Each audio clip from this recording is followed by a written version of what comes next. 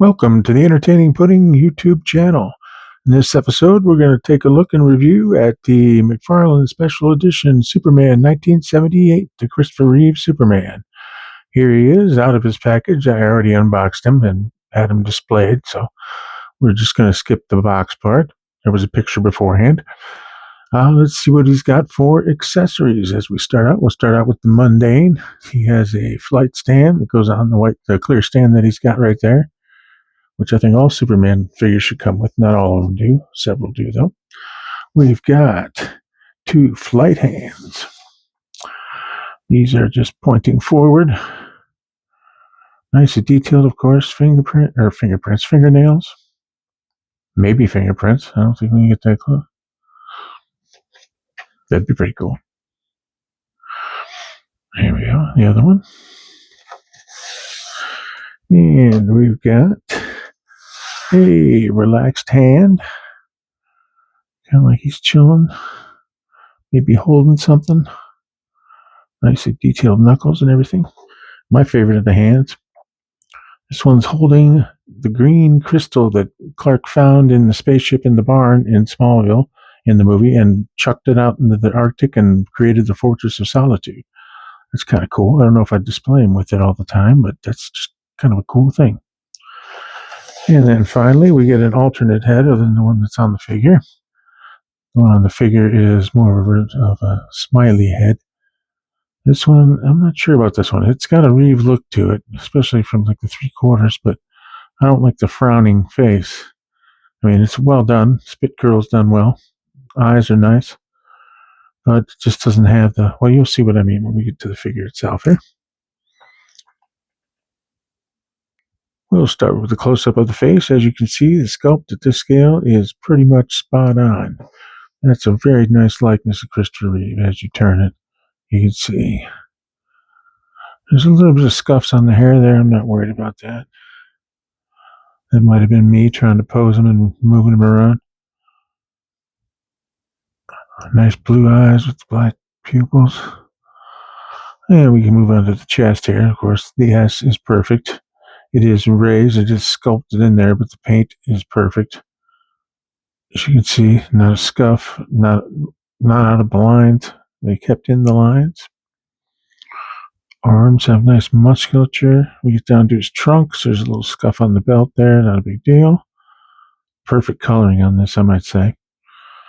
This is what I call Superman blue. Like when I see a car, this color, I call it Superman blue.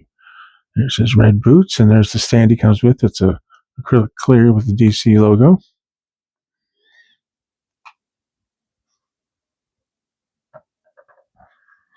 There he is. We'll turn him around. And the S on the cape is just, once again, perfect. I'm not sure how that's done on there. It almost feels like an iron-on, but I don't think that's it, because you can kind of see the texture of the cape through it. Might be some kind of paint. But the cape has a nice thing. Of course, it's wired. We'll get to that here in a minute. All the way down to the boots.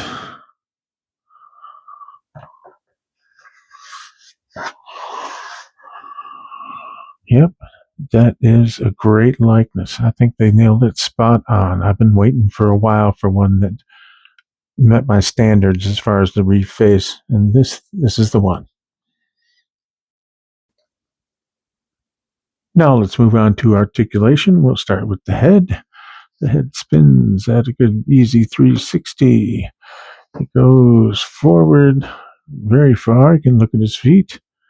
Back a little bit. We'll see about flight poses. I'll get to that in a minute here too. We've got his arms. They go all the way out. Yeah, of course, they spin in the socket. Both of them do. As you can see, as my hand's in the way. We've got double jointed elbows on both sides.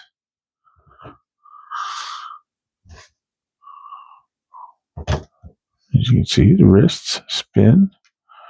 Also have a ball joint, so you can get them in good poses. Torso goes forward that much. It goes back not too much. See, we're going to be pushing it with a flight pose. That's going to be interesting. We'll see what I can do. I'll show you my results. And torso, of course, spins. Not too much, just a teeny bit. Legs go all the way out and then some. Got some splits going there. Jean-Claude Van Damme style. Let's see. We got legs. We got the knees. They only go that far. Well, no, maybe they go. Yep, they go a little further. They are double jointed. Just stiff. It's got the ball joint. And the up and down. Of course, the toe articulation. Yeah, believe me, it does move. I don't want to break it. There we go. There we go. On the other side, same thing. Knees up. There's the foot. Let's see if this toe's easier. Nope. I'll have to work on that if I need to use it. And we'll go to the cape. It is a wired cape, which I adore. There we go. It goes out about like that. And of course, you can gather it up and do whatever you want with it. There you go. And of course, on the back, I showed before.